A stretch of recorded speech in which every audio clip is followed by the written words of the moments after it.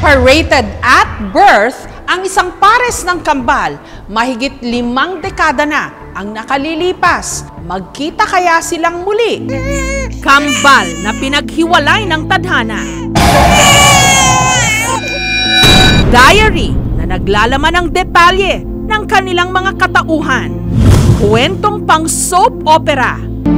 Pero sa maniwala man kayo o hindi, nangyayari sa totoong buhay. Ang kwentong ito, ang pruweba.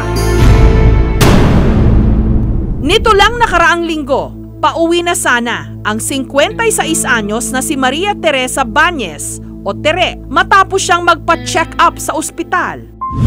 Nung biglang may tumawag sa kanyang Marites.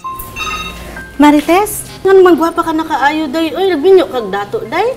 Hindi po Marites ang pangalan ko. So, Ate Marites, sabi niya. So, lumingon na rin ako. Sabi niya, Ate Marites, tapos, anong ginagawa mo dito? Tulagi si Marites, day. Bagamat hindi Marites ang kanyang palayaw, ang estranghero, pilit siyang tinatawag na Marites. Dahil ako si Marites, hindi kita kilala. Ikaw si Marites, day. Uy! Dito na naalala ni Tere ang kwento ng kumupkup sa kanya na meron daw siyang kakambal. Maya-maya, nagbisaya. So, hindi ko naiintindihan ng Bisaya. Kasi sabi ko, sorry ha, hindi ako Marites. Pero sigurado ka bang kamukha ko yung, oo ate, si Ate Marites, ganyan-ganyan mukha. Sabi ko, kapatid ko yun. Sabi ko, saan yun? Nasaan? Dating OFW, ang byuda na ngayong si Tere. Dito siya nakatira sa Parañaque, kasama ang 7 niyang mga anak. Bata pa lang daw siya, alam na niyang ampon siya. Ako'y inampon mula sa isang government hospital. Sa pagkakaalam ko rin, magkambal kami. Kaya yun yung masakit kasi wala kang sense of identity. Hindi ka kumpleto. At bago raw pumanaw ang umampon sa kanya, naikwento nito kung paano napunta sa kanila si Tere. Ang tunay na ina raw ni Tere, nagngangalang Matilda, apo raw ng isang mayaman at nagmula sa isang kilalang pamilya sa Cotabato. Ngunit nung nalaman ng mga magulang nito na nagdadalang tao siya, iniluwas daw si Matilda sa Maynila para dito itago ang kanyang panganganak.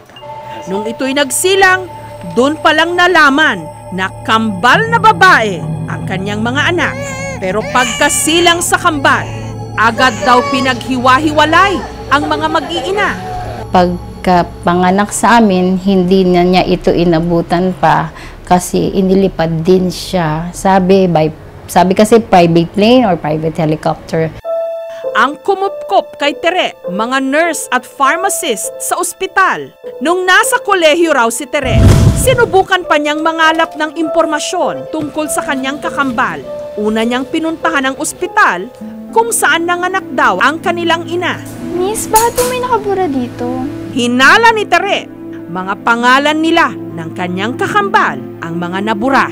Na-crossed out dun sa date na ipinanganak kami. Wala akong makitang details doon. Pero taong 1993, bago mamatay ang umampon kay Tere, may ibinunyag ito. Mahahanap daw ni Tere ang kanyang kakambal sa pamagitan ng isang diary. Sa diary na ito, nakasaad daw ang pangalan ng kanyang kakambal. Ang pangalan ng umampon dito, pati na ang lugar kung saan sila matatagpuan. Sinubukan ni Tere na hanapin ang diary, pero nabigo siyang muli hanggang siya'y nagpakasal at naisantabi ang paghahanap sa diary. Hanggang nito ngang nakaraang linggo, may estrangherang tumawag kay Tere ng Marites. Siya si Fe. Namukhaan ko na para siyang si Ate Marites na taga sa amin. Sabi ko, taga Maasin po ako, Maasin Southern Leyte. Sabi niya, umiyak na siya. Yun na yung sinasabi niya. Naku, kapatid ko talaga yan, yung sinasabi mong Marites. Sabi ko, matagal ko na siyang hinahanap. Kaso lang hindi daw niya makikita sa social media kasi ang tinatype niyang pangalan, Maria Lourdes. Pero sabi ko, hindi po Maria Lourdes ang pangalan niya. Marites Bacolpo. Agad niyang kinuha ang mga impormasyon mula sa babae sa ospital. Ito na kaya ang kakambal ni Tere. Pinuntahan ng aming team ang pinaniniwalaang kambal ni Tere na narito raw sa Maasin sa Southern Leyte. Siya si Maria Teresa Baculfo o si Marites. 76 anyos din at katulad din ni Marites, ipinanganak February 12, 1960. Unang tingin pa lang, magkamukhang magkamukha si Tere at si Marites. Walang kaduda-duda, kambal nga sila. Sinasabi, ampun ka lang, kaya alam ko. Tinanong ko naman yung nag-ampun sa akin kung sino ang magulang ko. Tapos ibalik na lang ako doon. Pero wala naman sinasabi. Masakit. Kasi ano mo wala kang kakampi. Kwento ni Marites, alam din niyang meron siyang kakambal na babae. Masakit kasi wala kang masasabihan. Kung may problema ka, ikaw lang. Yun. Mahirap na alam mo, may relative pero hindi na, alam mo namang hindi totoo. Hindi raw natanggap ng ilan na ampon si Marites, kaya napanghinaan daw siya ng loob noon. Nung binawian ng buhay, ang babaeng umampon sa kanya, nag-alsa balutan siya. Kinalaunan, natuto raw siyang tumayo sa sarili niyang mga paa hanggang nagkaroon ng sarili niyang pamilya. May contact pa po ba kayo doon sa pamilya na umampun po sa inyo? Wala na. Kasi yung parang kapatid ko, sabi, pag bumalik ka dito, babarilin kita. Makailang beses din daw niyang sinubukang hanapin ang kanyang kakambal. Pero ipinasa Diyos na lang daw niya kung magkukrus pa ang kanilang mga landas. Dasal-dasal ko kasi lagi na makita ko yung kambal ko. Siya lang ang tunay kong parang relative ma. Dinadasal ko na sana matanda na kasi din ako, baka bigla na lang may mangyari sa akin. Sana naman makita ko muna siya. Samantala si Tere, hindi na nagpatumpik-tumpik pa. Sa tulong ng social media, nagtagpo sila ng kanyang nawawalang kakambal. Ang brother ko nakapansin na, pero manang, sabi niya 2013 na yan, yung picture na yan, hindi na siya nagbukas since then. Buti pinasulat ko kay Fe, may Asuncion. Nag-message muna ako kasi baka hindi ako sagutin. Tapos sabi ko, tatawag ako. Tapos nung tumawag ako, si Marites na yung... Kamukhang-kamukha kita. Kumuhay ka. Hindi din siya nakapagsalita. Iyak na rin siya ng iyak. Kasi hinahanap din nga niya ako.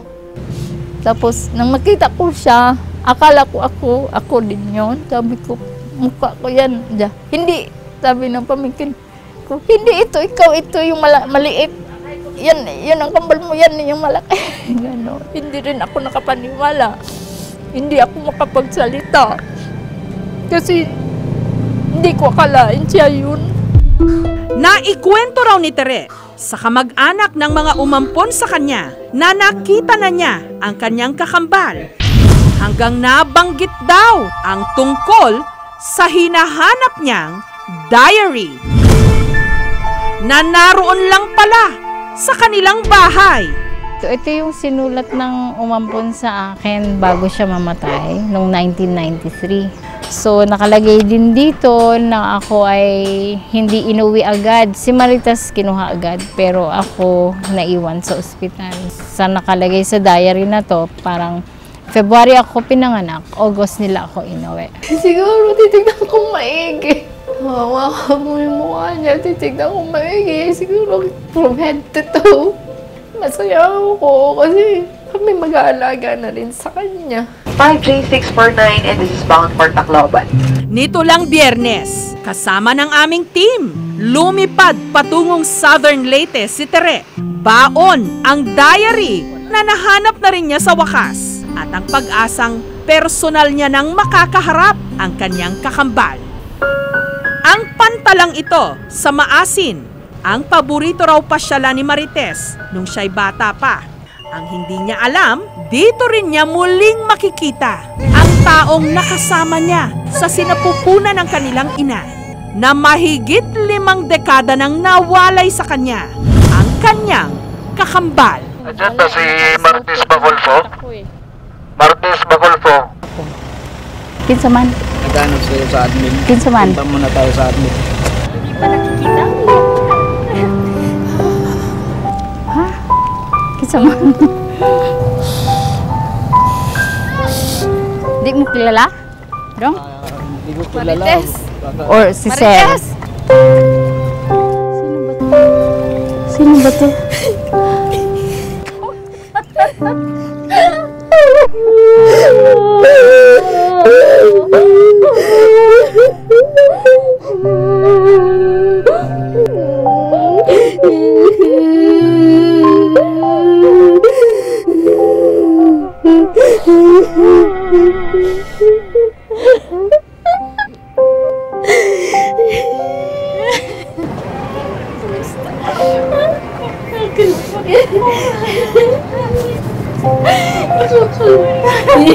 Akala ko hindi ko pa pupunta eh. Akala ko mag-iipon pa kung pamasahin.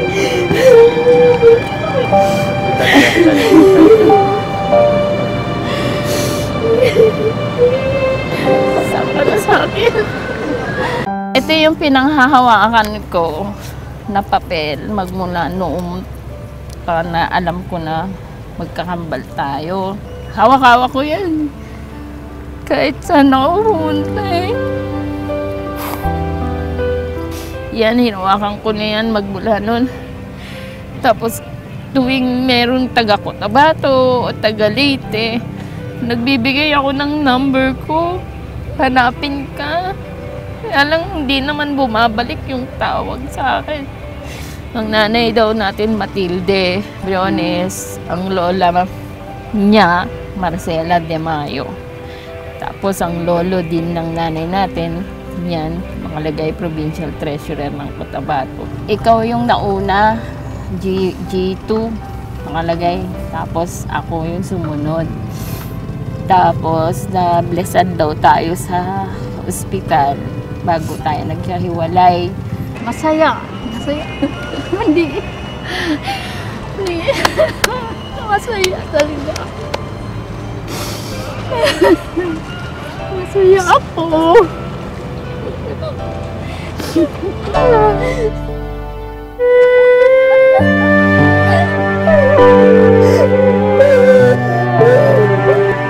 Bakit nga ba ganun na lang kung magbiro ang tadhana? Ang mga napapanood sa pelikula o sa mga telenovela, nakathang isip lang, nangyayari rin pala sa totoong buhay. Ano paman, ang importante, ang kwento ni Tere at Marites, merong happy ending. Hinahanap namin yung nanay namin. Sana sa pamamagitan dito, makikita namin siya. Pangalan niya si Matilda. Sa akin alam, Matilda de Mayo Briones kasi. O sa akin naman, Matilde de Mayo Briones.